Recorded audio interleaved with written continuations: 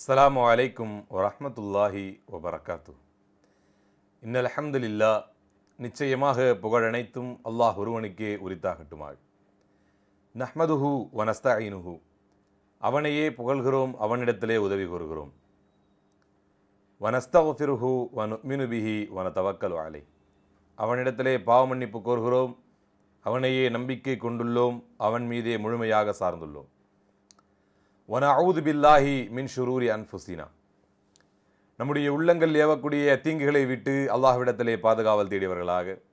வமின் செய்யாத்தி அமாலினா, நம்முடைய செயல்களில் மிக கெட்டவைகளை விட்டும் அல்லாஹ்விடத்திலே பாதுகாவல் தேடியவர்களாக.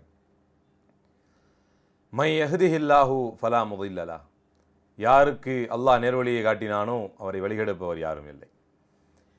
ஒமை யுதலிலுஹு ஃபலா ஹாதியலா, யாரை அல்லாஹ் வழிகேட்டில் விட்டு விட்டானோ அவரை மீட்டு நேர்வழிக்கு கொண்டு வருபவர் யாரும் இல்லை. வனஷது அல்லா இலாஹா இல்லல்லா, வணங்க தகுதியான ஒரே இறைவன் அல்லாஹ் மட்டும்தான் என்று சாட்சியம் கூறுவர்களாகவும்.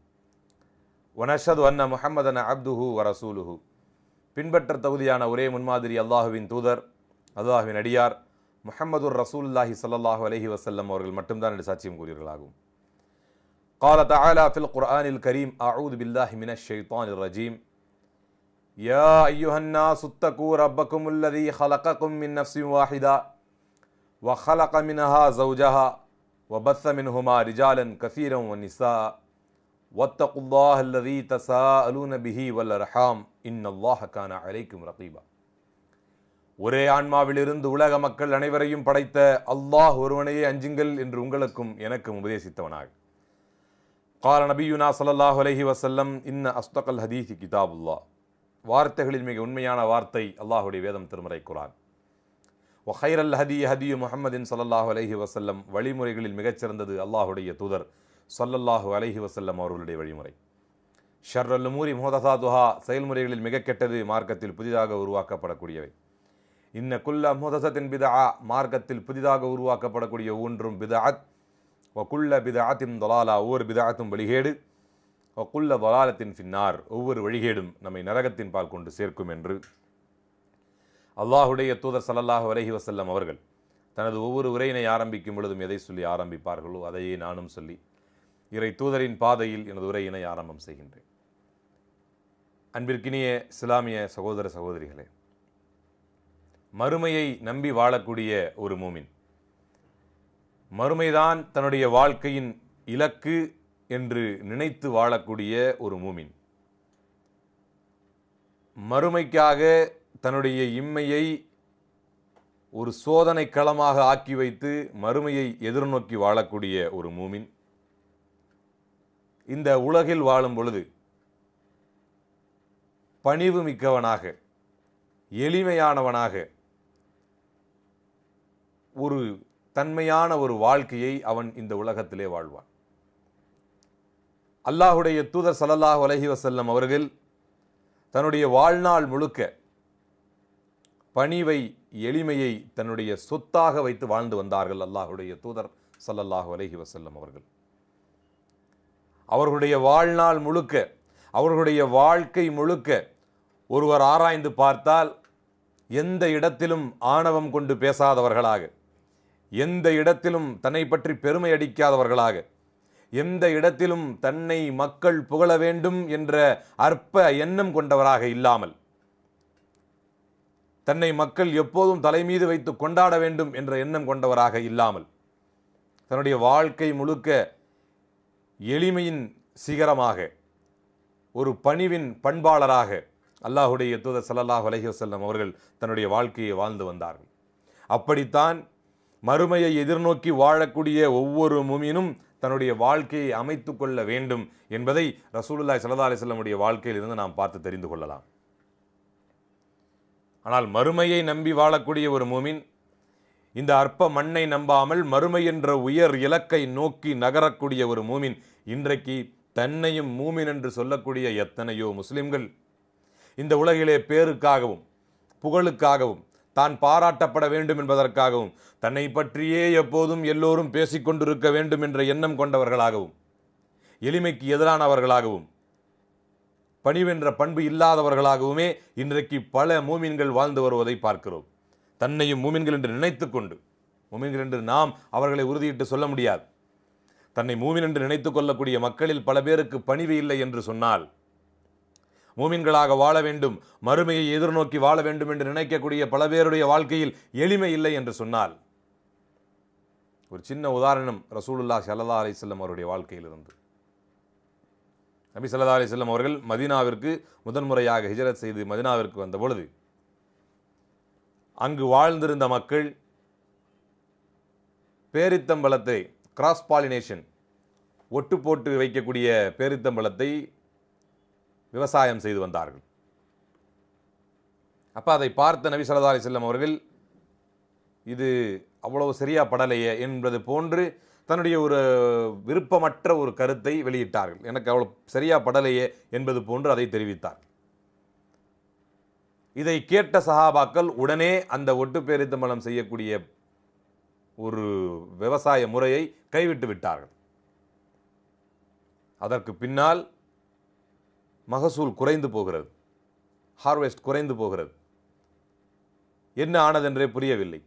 அப்போது நபி ஸல்லல்லாஹு அலைஹி வஸல்லம் அவர்கள் கேட்கிறார்கள், என்ன ஆனது, ஏன் குறைந்து விட்டது என்று சொல்லும்போது, அல்லாஹுடைய தூதரே, நீங்கள் உங்களுக்கு சரியாக படவில்லை என்பது போன்றும் இது நல்ல முறை இல்லையே என்பது போன்று நீங்கள் கூறிவிட்டீர்களே, அதனால் நாங்கள் ஒட்டு பேரித்தம்பழத்தை விட்டுவிட்டோம் என்று சொன்னார்கள். சுப்ஹானல்லாஹ். அந்த நேரத்தில் அல்லாஹுடைய தூதர் ஸல்லல்லாஹு அலைஹி வஸல்லம் சொன்னார்கள், உலகத்திலே, உலக விஷயங்களிலே என்னை விட நீங்கள்தான் அதிகம் அறிந்தவர்கள். ஒரு விவசாயத்தை பற்றி விவசாயிகளாக இருக்கும் உங்களுக்கு அதிகம் தெரிந்திருக்கும். என்னுடைய தனிப்பட்ட கருத்தைத்தான் அதில் சொன்னேன். அது மார்க்கத்தின் கட்டாயமோ கடமையோ அல்ல. என்னுடைய தனிப்பட்ட கருத்தைத்தான் சொன்னேன். உலக விஷயங்களில் என்னை விட நீங்கள் அதிகம் அறிந்தவர்கள் என்று அந்த இடத்திலே அல்லாஹுடைய தூதர் தன்னுடைய அறிவின் அளவு என்ன, தனக்கு அறிந்த விஷயங்கள் எவ்வளவு என்பதை அந்த இடத்திலே இன்னும் தெளிவாக சொல்வதாக இருந்தால், தனக்கு தெரியாது என்பதை தெரியாது என்று ஒத்துக்கொண்ட ஒரே அரசியல் ஆன்மீக தலைவர் இந்த உலகில் இருந்திருப்பாரே ஆனால் அது அல்லாஹுடைய தூதர் ஸல்லல்லாஹு அலைஹி வஸல்லம் அவர்களை தவிர வேறு யாரும் இல்லை. தனக்கு தெரியாத விஷயத்தை, இன்னைக்கும் இது ஒரு பெரிய நோய். சில பேர் இருக்கிறார்கள், நீங்க எதை கேட்டீங்கன்னாலும் எனக்கு தெரியாதுன்னு சொல்லவே மாட்டாங்க. நீங்க சயின்ஸ் துறையில் ஏதாவது கேட்டீங்கன்னா, அறிவியல் சார்ந்த துறைகளிலே ஏதாவது கேள்வி கேட்டால், ஓ அதானே ரொம்ப நல்லா தெரியும் என்று சொல்லுவார்கள். நீங்கள் ஆன்மீகம் சார்ந்து ஏதாவது கேள்விகள் கேட்டால், அதுக்கு என்ன ரொம்ப தாராளமாக தெரியுமே இவ்வளவுதானே என்று சொல்லுவார்கள். திடீர்னு நீங்க வரலாறு சார்ந்த கேள்விகளை கேட்டாலும் தெரியும், தெரியாது என்றே ஒத்துக்கொள்ள மாட்டார்கள். அவர்களுக்கு தெரியாது என்பது வெளியே தெரியக்கூடிய நிலை வந்தாலும் கூட தனக்கு தெரியாது என்பதை ஒத்துக்கொள்ள மாட்டார்கள். பாமரனிலிருந்து ஆளக்கூடிய அரசியல்வாதிகள் வரைக்கும் ஆன்மீக தலைவர்களில் கூட பல பேர் இன்றைக்கு அற்ப கல்வி கொண்டவர்கள் எல்லாம் தனக்கு தெரியாது என்பதை ஒத்துக்கொள்ள மறுத்த போது, தனக்கு தெரியாத விஷயத்தை தெரியாது என்று ஒப்புக்கொண்ட ஒரே அரசியல் ஆன்மீக தலைவராக அல்லாஹுடைய தூதர் ஸல்லல்லாஹு அலைஹி வஸல்லம் வாழ்ந்தார்களே, அவர்களுடைய வழிமுறையை பின்பற்றக்கூடிய மூமின் யாராக இருந்தாலும் தனக்கு தெரியாத விஷயத்தை தெரியாது என்று ஏற்றுக்கொள்வான். அதுதான் உண்மையில் எளிமையான வாழ்க்கையின் அடையாளம். அதுதான் உண்மையில் பணிவான பண்பின் அடையாளம். இதற்கு பேர்தான் பணிவு. எனக்கு தெரியவில்லை என்பதை நான் தெரியாது என்று ஒத்துக்கொள்ளும் போதுதான் இல்மின் கதவுகள் நமக்காக திறக்கப்படுகின்றன. ஒரு ஆசிரியரே பாடம் நடத்தும் போது தெரியும்ன்ற மாதிரி நம்ம ரியாக்ஷன் கொடுத்துட்டோம்னு சொன்னா அவர் அடுத்த பாடத்துக்கு போயிடுவார். தனக்கு தெரியாது என்பதை ஒத்துக்கொண்டு கேட்டால் அந்த இடத்திலே உங்களுக்கான பாடம் மீண்டும் நடத்தப்படலாம். மீண்டும் அந்த பாடத்தை தெளிவாக உணர்ந்து கொள்ள வாய்ப்பு கிடைக்கலாம். அதற்குத்தான் பெரியவர்கள் சொன்னார்கள், நீங்கள் தெரியாது என்பதை தெரியாது என்று ஒப்புக்கொள்ளும் போது இல்முடைய கல்வியுடைய கதவுகள் திறக்கப்படுகின்றன. நீங்கள் தெரியாது என்பதை வாய் திறக்க மறுக்கும் போது இல்முடைய கதவுகள் மூடப்படுகின்றன என்று. பணிவினால் மறுமை ரீதியாக நமக்கு நன்மை இருப்பது இருக்கட்டும், உலக ரீதியாக கூட மிகப்பெரிய நன்மை உண்டு என்பதை அல்லாஹுடைய தூதரின் வாழ்க்கையிலிருந்து நாம் பார்க்கிறோம். மறுமையை நம்பி வாழக்கூடிய ஒரு மூமின், முடிவற்ற ஒரு வாழ்க்கையை நம்பி வாழக்கூடிய ஒரு மூமின், அற்பமான இந்த உலகை தன்னுடைய இலக்காக மாற்றாமல் வாழக்கூடிய ஒரு மூமின் நிச்சயம் இந்த உலகிலே பணிவு மிக்கவனாக, எளிமையான ஒரு வாழ்க்கையை வாழக்கூடியவனாகத்தான் இருப்பான். அதே போல ரசூலுல்லாஹி ஸல்லல்லாஹு அலைஹி வஸல்லம் அவர்களை பொறுத்த வரைக்கும் இது தனக்கு தெரியாதுங்கிற சந்தர்ப்பம் வரும்பொழுது தெரியாது என்று ஒத்துக்கொள்வது. பல நேரங்களிலே நம்முடைய கோபத்தை வெளிப்படுத்தக்கூடிய சூழ்நிலைகள் கூட உண்டாகும். Sometimes there will be some occasions and situations wherein you may be misbehaved. உங்களிடத்தில் you may be mishandled. உங்களிடத்திலே சில நேரங்கள், சில சந்தர்ப்பங்கள், சில சூழல்கள் ஏற்படலாம். உங்களிடத்திலே மக்கள் தகாத முறையில் நடந்து கொள்ளக்கூடிய ஒரு சந்தர்ப்பம் ஏற்படலாம். அந்த நேரத்திலே that is where the place you have to prove your own values. உங்களுடைய பண்புகளை நீங்கள் நிரூபிப்பதற்கான நேரம், சந்தர்ப்பம் அதுதான். நெருக்கடியான காலகட்டங்கள், ஒரு நிர்பந்த சூழ்நிலை. அந்த நேரத்திலே எப்படி உங்களுடைய பண்பை, உங்களுடைய உண்மையான நல்லொழுக்கத்தை நீங்கள் வெளிப்படுத்துகிறீர்கள் என்பதுதான். எல்லா நேரத்திலும் பொறுமையாக இருப்பது விஷயம் அல்ல. உங்கள் பொறுமை சோதிக்கப்படும் போது நீங்கள் பொறுமையாக இருப்பதுதான் உண்மையில் பொறுமைக்கான இலக்கணம். அப்ப ரசூலுல்லாஹி ஸல்லல்லாஹு அலைஹி வஸல்லம் ஒரு நாள், இந்த ஹதீஸை அபூ ஹுரைரா ரலியல்லாஹு அன்ஹு அவர்கள் அபூதாவூதிலே 4145வது ஹதீஸாக அறிவிக்கிறார்கள். ரசூலுல்லாஹி ஸல்லல்லாஹு அலைஹி வஸல்லம் அவர்கள் தங்களுடைய சஹாபாக்களோடு மஸ்ஜிதிலே அமர்ந்திருக்கிறார்கள். அப்போது ஒரு கிராமப்புறத்து அரபி வருகிறார். வந்து நேராக வந்தவர் ரசூலுல்லாஹி ஸல்லல்லாஹு அலைஹி வஸல்லம் அவர்களுடைய கழுத்திலே ஒரு முரட்டு துணியை போட்டு, கிராமத்திலிருந்து வந்தவர், அவர்கிட்ட ரொம்ப விலை உயர்ந்த துணி இருக்கும் என்று எதிர்பார்க்கவும் முடியாது. ஒரு முரட்டு துணியை ரசூலுல்லாஹி ஸல்லல்லாஹு அலைஹி வஸல்லம் கழுத்தில் போட்டு அப்படியே கீழே இழுத்து, அப்படியே ரசூலுல்லாஹி ஸல்லல்லாஹு அலைஹி வஸல்லம் அவர்களை கீழே இழுத்து, முஹம்மதே உமக்கு தரப்பட்ட பொருளிலிருந்து தாருங்கள் என்று கேட்கிறார். அல்லாஹ் உமக்கு தந்த பொருள் கேட்க வர்றது, உதவி கேட்கிறார். உதவி கேட்டு வரக்கூடிய அந்த நபர் எந்த ஒரு வழிமுறையை, எப்படிப்பட்ட ஒரு வழியை கையாள்கிறார்? ஒரு அரசர், அல்லாஹ்வுடைய தூதர். எப்படிப்பட்ட அரசர் அல்லாஹ்வுடைய தூதர் என்றால், நபிகள் நாயகம் ஸல்லல்லாஹு அலைஹி வஸல்லம் இந்த உலகை விட்டு பிரிந்து விட்ட நேரத்தில், மரணித்து விட்ட நேரத்தில், அந்த நேரத்தில் கூட யார் ஒருவர் அல்லாஹ்வுடைய தூதர் இறந்து விட்டதாக சொல்லுவாரோ அவருடைய கழுத்தில் தலையே இருக்காது என்று சொல்லிவிட்டு மதீனத்து தெருக்களிலே தன்னுடைய வாளை உருவிக்கொண்டு சுற்றிய உமர் ரலியல்லாஹு அன்ஹு போன்ற அவர்கள் மீது அன்புமிக்க சஹாபாக்கள் இருந்த சபை, ரசூலுல்லாஹ்வின் மீது வெறிகொண்ட அன்பு கொண்ட சஹாபாக்கள் இருந்த சபை. அந்த சபையிலே ஒரு மனிதர் முரட்டு துணியை அல்லாஹ்வுடைய தூதரின் தோள்களின் மீது போட்டு கழுத்தை இறுக்கி கீழிறக்கி உதவியை கேட்கிறார். நம் காலத்து மக்களாக இருந்தால் என்ன செய்திருப்பார்கள்? நம் காலத்து அரசியல் தலைவர்களாக இருந்தால் என்ன செய்திருப்பார்கள்? அரசியல் தலைவர்களை விடுங்கள், ஆன்மீக தலைவர்களாக இருந்தால் என்ன நடந்திருக்கும்? ரசூலுல்லாஹி ஸல்லல்லாஹு அலைஹி வஸல்லம் அன்பாக, எளிமையாக, பண்பாக, பணிவாக அந்த மனிதரிடத்திலே நடந்து கொண்டார்கள். யார் அங்கே? இவருக்கு இன்னென்ன பொருட்களை தந்து அனுப்புங்கள் என்றார்கள் ரசூலுல்லாஹி ஸல்லல்லாஹு அலைஹி வஸல்லம். தன்னிடத்திலே தவறாக நடந்து கொண்ட ஒரு மனிதனிடத்தில் கூட, தன்னிடத்திலே தகாத முறையில் எப்படி உதவி கேட்க வேண்டுமோ அதற்கு நேர் எதிர்மாறான ஒரு முறை, உதவியே செய்ய வேண்டும் என்ற எண்ணத்தில் இருக்கக்கூடிய ஒருவன் கூட தன்னுடைய எண்ணத்தை மாற்றி அமைத்துக் கொள்ளக்கூடிய ஒரு வழிமுறை அவர் கையாண்ட வழிமுறை. அந்த இடத்தில் கூட அல்லாஹ்வுடைய தூதரின் பணிவும் எளிமையும் பண்பும் தன்மையும் எப்படி இருந்தது என்றால், அவர் கேட்ட பொருளை அவருக்கு தந்தனுப்பக்கூடிய விதத்தில் அல்லாஹ்வுடைய தூதரின் பணிவும் பண்பும் இருந்ததே. இன்றைக்கு நம் மக்களுடைய நிலை என்ன? கொஞ்சம் செல்வம் சேர்ந்து விட்டால் அவருடைய பார்வை உயர்ந்துவிடும். அதுவரைக்கும் கீழ்நோக்கி நடந்தவராக இருந்திருப்பார், கீழே குனிஞ்சி பார்த்து நடந்தவராக இருந்திருப்பார். கொஞ்சம் செல்வம் சேர்ந்து விட்டால் அப்படி மேலே உயர்த்தி விடுவார். அதுவரைக்கும் குனிந்து நடந்தவராக இருந்திருப்பார், இப்போது தன்னுடைய நெஞ்சை நிமிர்த்தி கொண்டு நடக்க ஆரம்பிப்பார். சில நேரங்களில் தாங்களாகவே தன்னுடைய பணிவை இழந்து விடுவார்கள். சில நேரத்தில் என்ன நடக்கும்னா, சுற்றி இருக்கிறவன் தூண்டி விட்டு நடக்கும். சுற்றி இருப்பவர்கள் சொல்லுவார்கள், அண்ணே நீங்கள்லாம் இப்படி செய்யக்கூடாது, அண்ணனுக்கு அதை எடுத்துகிட்டு வாப்பா, அண்ணனுக்கு இப்படி செய்ப்பா என்று சுற்றி இருப்பவர்கள் தூண்டி விடுவார்கள். அதன் மூலம் ஒரு மனிதன் தன்னுடைய பணிவை இழப்பான். ஒன்று, சில நேரங்களில் பொருளாதாரம் சேர்வதாலும், புகழ் சேர்வதாலும், மக்கள் பலம் சேர்வதாலும், தனக்கு பின்னால் மக்கள் ஒன்று கூடுவதாலும், அந்த மக்கள் தனக்கு பின்னால் ஆதரவாளர்களாக திரள்கிறார்கள் என்பதை உணரும் போதும் ஒரு மனிதன் தான் இதற்கு முன்னால் இருந்த பணிவுகளை, எளிமைகளை மறந்து அப்படியே தன்னுடைய பண்புகளை மாற்றிக்கொண்டு ஆணவம் கொண்டவனாக, அகம்பாவம் கொண்டவனாக மாறிவிடுகிறான். அதை அல்லாஹ் திருமறையில் சொல்லி காட்டுகிறான். லா தம்ஷி அலல் அர்தி மரஹன், பூமியின் மீது நீங்கள் ஆணவம் கொண்டவர்களாக நடக்காதீர்கள். பூமியின் மீது நீங்கள் ஆணவம் கொண்டவர்களாக நடக்காதீர்கள். இன்றைக்கு பல பேருடைய நடை எப்படி இருக்கிறது? இன்னக்கலம் தக்ரிக்கல் அர்த், உங்களால் பூமியை பிளக்கவும் முடியாது. நீங்க என்ன பூமியை பிளக்க போகிறீர்களா? அல்லாஹ் கேள்வி கேட்கிறான். உங்களுக்கு அந்த ஆற்றல் உண்டா? அற்ப விந்து துளியிலிருந்து படைக்கப்பட்ட மனிதன் அடுத்த வினாடி தனக்கு என்ன நடக்கும் என்பதை தானே அறிந்து கொள்ள முடியாத பலகீனத்தில் இருக்கும் மனிதன்.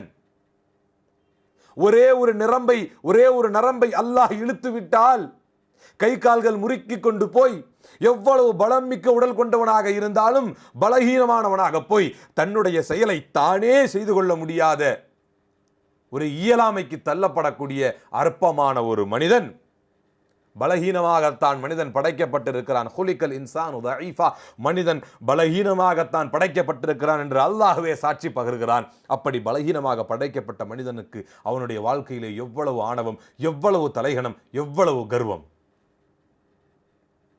அப்ப பல பேர் தன்னுடைய பணிவை தானே இழக்கிறார்கள்.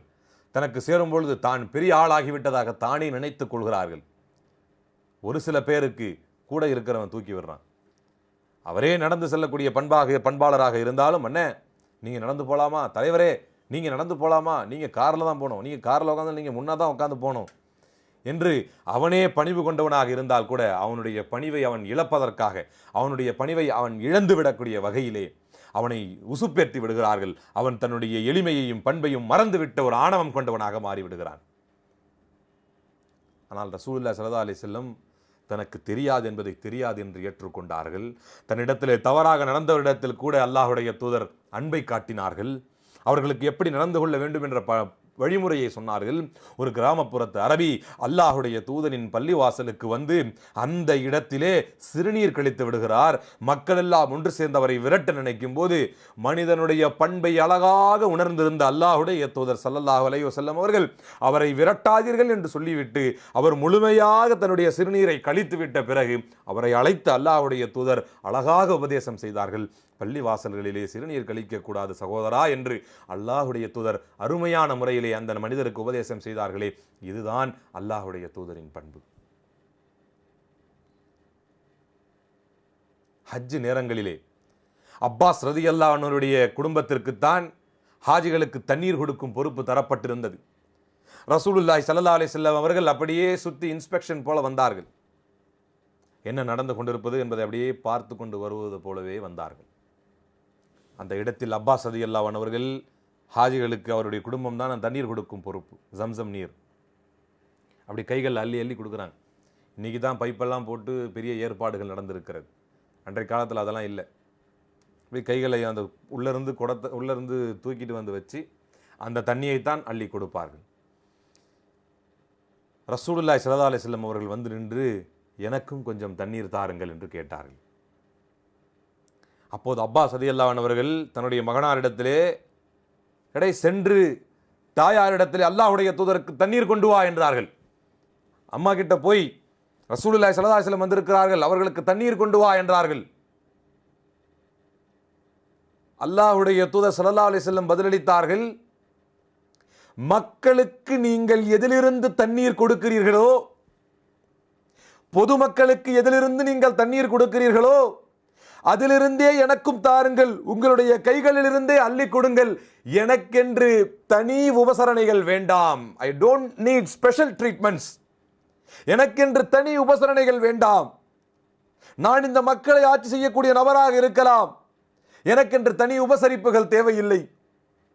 மக்களோடு மக்களாக வாழ்ந்த ஒரே அரசியல் தலைவர் அல்லாஹ்வுடைய தூதர் ஸல்லல்லாஹு அலைஹி வஸல்லம். எளிமைக்கும் பணிவுக்கும் இலக்கணமாக வாழ்ந்த ஒரே தலைவர் அல்லாஹ்வுடைய தூதர் ஸல்லல்லாஹு அலைஹி வஸல்லம். இன்னும் சொன்னார்கள், நான் உள்ளே இறங்கி தண்ணீரை குடத்திலே அள்ளி என்னுடைய தோள்கள் மீது கொண்டு வந்து நான் கொடுப்பேன்.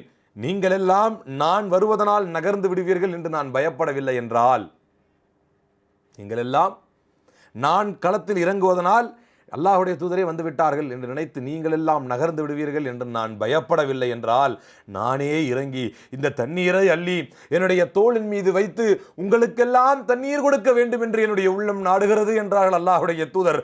மக்களோடு மக்களாக வாழ வேண்டும், எளிமையாக வாழ வேண்டும், பணிவாக வாழ வேண்டும் என்று நினைத்தவர்கள்தான் அல்லாஹ்வுடைய தூதர். எவ்வளவு பெரிய தலைவராக இருந்தாலும், எவ்வளவு பெரிய அரசியல்வாதியாக இருந்தாலும், எவ்வளவு பெரிய ஆன்மீகவாதியாக இருந்தாலும் பணிவோடுதான் வாழ வேண்டும், எளிமையோடுதான் வாழ வேண்டும் என்பதை இந்த உலகிற்கு இலக்கணமாக சொல்லித் தந்தார்கள் அல்லாஹ்வுடைய தூதர் ஸல்லல்லாஹு அலைஹி வஸல்லம். இந்த ஹதீஸை புகாரியிலே 1636வது செய்தியாக நாம் பார்க்கலாம். ரசூலுல்லாஹி ஸல்லல்லாஹு அலைஹி வஸல்லம் அவர்கள் இன்னைக்கு எப்படியே தலைவர்களை பற்றி பார்க்க போனால், நபி ஸல்லல்லாஹு அலைஹி வஸல்லம் அவர்கள் தன்னுடைய தனிப்பட்ட வாழ்க்கையிலே அபூதாவுதிலே 3255வது ஹதீஸிலே தன்னுடைய தனிப்பட்ட வாழ்க்கையில் ரசூலுல்லாஹி ஸல்லல்லாஹு அலைஹி வஸல்லம் அவர்கள் தனக்கு சாய்ந்து கொண்டு அமர்வதை, சாய்ந்து கொண்டு உணவு அருந்துவதை, சாஞ்சிக்கிட்ட ரசூலுல்லாஹ் சாப்பிட மாட்டாங்க, அது பணிவுக்கு எதிரானது என்று நினைத்தார்கள்.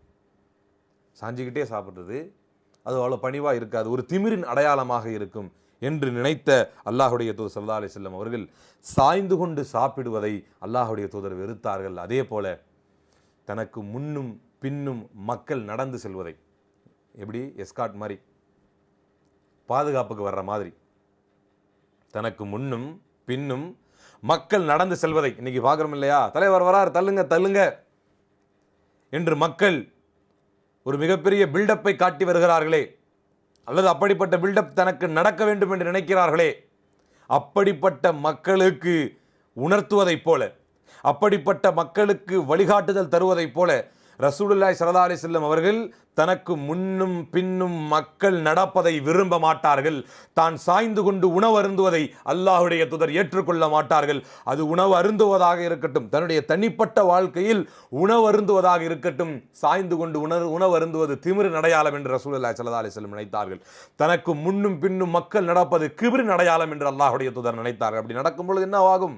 நான் ஏற்கனவே சொன்னதைப் போல சாதாரண நபராக இருந்தால் கூட அவருக்கு முன்னும் பின்னும் நடக்கும் மக்கள் கொடுக்கக்கூடிய அந்த ஓசை, அவர்கள் செய்யக்கூடிய அந்த கூச்சல் தனக்கு மத்தியில் தன்னுடைய உள்ளத்திலே ஒரு பெருமையை, ஒரு அகம்பாவத்தை, ஒரு ஆணவத்தை அது ஏற்படுத்திவிடும் என்று அல்லாஹ்வுடைய தூதர் பயந்தார்கள்.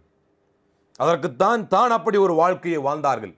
ரசூலுல்லாஹி ஸல்லல்லாஹு அலைஹி வஸல்லம் அவர்கள் முஆத் இப்னு ஜபலை யமன் தேசத்திற்கு வழி அனுப்பி வைக்கும் பொழுது அற்புதமான சம்பவம். யா முஆத் இன்னக தஅதி கௌமன் அஹ்ல கிதாபின் ஃபதுஊஹும் இலா ஷஹாதத்தி அன் லா இலாஹ இல்லல்லாஹ்.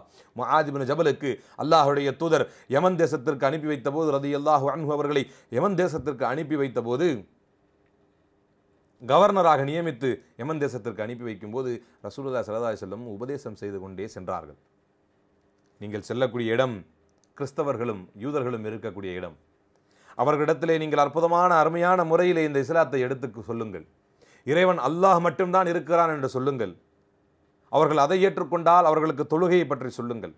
அவர்கள் அதை ஏற்றுக்கொண்டால் அவர்களுக்கு அல்லாஹ் ஜக்காத்தை, நோன்பை கடமையாக்கி இருக்கிறான் என்று சொல்லுங்கள்.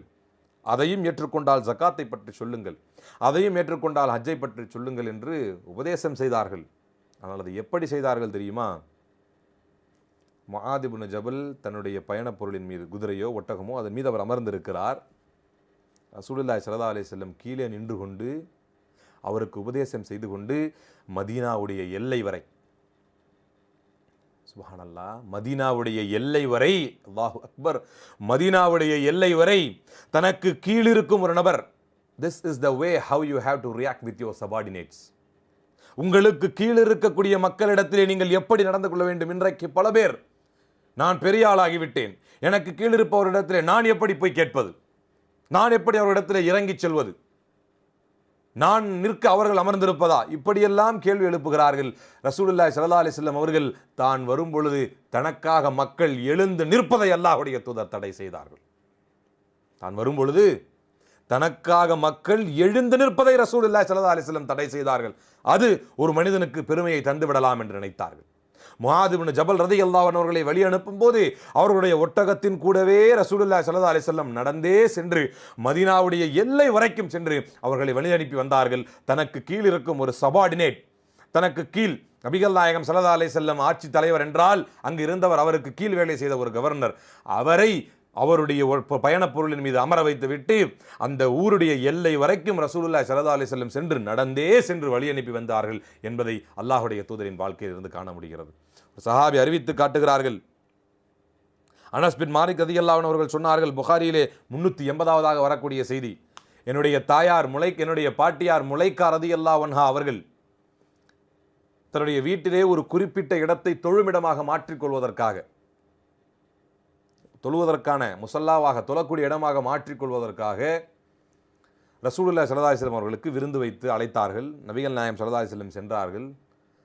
சென்றுவிட்டு ஒரு பாயை கொடுத்து, இந்த இடத்துல எனக்கு தொழுது காட்டுங்கள், அந்த இடத்திலே நான் தொழுது கொள்கிறேன் யா ரசூலல்லாஹ் என்று முலைக்கா ரலியல்லாஹு அன்ஹு சொன்னார்கள். அனஸ் ரலியல்லாஹு அன்ஹு அவர்கள் சொல்லி காட்டுகிறார்கள், அந்த பாய் பல நாட்கள் பயன்படுத்தாமல் வைத்திருந்ததனால் கருப்படித்து போயிருந்த ஒரு பாய், அந்த பாயை அமைதியாக அல்லாஹ்வுடைய தூதர் விரித்து அந்த பாயின் மீதே தொழுது, அந்த பாயின் மீதே ரசூலுல்லாஹி அலைஹி வஸல்லம் தொழுது விட்டு காட்டிவிட்டு முசல்லாவாக அதை ஆக்கி தந்தார்கள். ஒரு ஆட்சி தலைவர், ஒரு அரசர் நான், எனக்கு இப்படிப்பட்ட ஒரு பாயா, உங்களுக்கு அறிவில்லையா என்று அல்லாஹ்வுடைய தூதர் கேட்கவில்லை. தனக்கென்று தரப்பட்ட பொருளை ஏற்றுக்கொண்டார்கள். தனக்கென்று மக்கள் தந்த அன்பளிப்புகளை அன்பார ஏற்றுக்கொண்டார்கள். தனக்கு பசி இருந்தால் அதை பொருந்திக் கொண்டார்கள். ஒருகள் கட்டி தன்னுடைய தோழர்கள் போர்க்களத்திலே கல்லுடைத்த போது அல்லாஹ்வுடைய தூதர் இரு கற்களை கட்டிக்கொண்டு அந்த போர்க்களத்திலே கல்லுடைத்தார்கள். தனக்கு கீழிருக்கும் சஹாபாக்கள் ஒரு படி கீழே இறங்கினால் அல்லாஹ்வுடைய தூதர் 10 படி கீழே இறங்கி வந்து பணிவான வாழ்க்கையை வாழ்ந்தார்கள். தன்னுடைய வாழ்க்கை முழுக்க ரசூலுல்லாஹி ஸல்லல்லாஹு அலைஹி வஸல்லம் எளிமையைத்தான் இந்த உலகிற்கு கற்றுக் கொடுத்தார்கள். 8க்கு 10 சதுர அடியில் 80 சதுர அடியில் தன்னுடைய வாழ்க்கையை அமைத்துக் கொண்டார்கள்.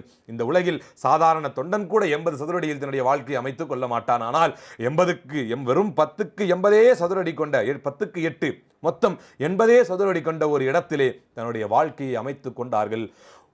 தன்னுடைய செருப்பு பீந்து விட்டால் தானே தைத்துக் கொண்டார்கள். தன்னுடைய மனைவிமார்களுக்கு அவருடைய அத்தனை வேலை விஷயங்களிலும் உதவி செய்து கொடுத்தார்கள்.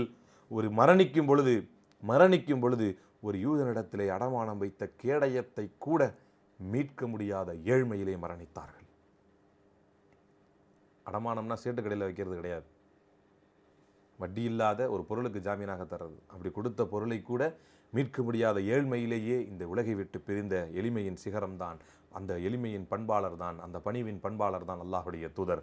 அவர்களுடைய பண்பை பின்பற்றி நாமும் நம்முடைய வாழ்க்கையிலே எளிமையாகவும் பணிவாகவும் எல்லா காலகட்டத்திலும் அடங்கி ஒடுங்கி நடக்கக்கூடிய பண்பான மக்களாக, எளிமையான மக்களாக, பணிவான மக்களாக உங்களையும் என்னையும் ரப்புல் ஆலமீன் ஆக்கியவர்கள் புரிவானாக.